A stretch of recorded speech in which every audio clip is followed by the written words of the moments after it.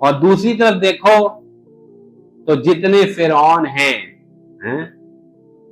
اور قارون ہیں اور جتنے ابو جہل ہیں زمانے کے، ان کے دعوے بھی قرآن آپ کو سنائے گا کہ وہ کہتا ہے کہ میں سب کچھ ہوں۔ امن خیر من ھذا الذی ھو مہین ولا یکاد یبین، فرعون کہتا ہے کہ میں بہتر ہوں یا یہ موسیٰ؟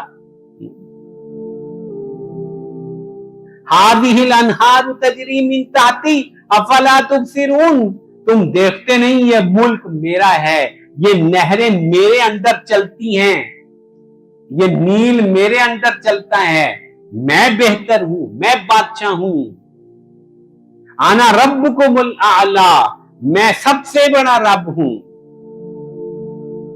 قارون کہتا ہے قال انما اوتیتہ علی علم عندی، یہ جو مال و دولت کمائی ہے اس میں مجھے اللہ کا احسان یاد نہ کرواؤ، یہ تو میں نے اپنے علم سے کما لیا، یہ مال اور یہ دولت اور یہ ساری جو پراپرٹی میں نے بنا لی اور خزانے میں نے کما لیے۔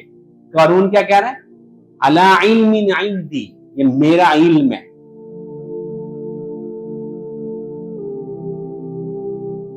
تو جتنے فرعون ہیں، جتنے خدا کے منکر ہیں، ان کے شرک کا، ان کے تکبر کا آغاز اس بات سے ہے کہ میں سب کچھ ہوں، میں کر سکتا ہوں، میرا اختیار چلتا ہے، میرا سکہ چلتا ہے۔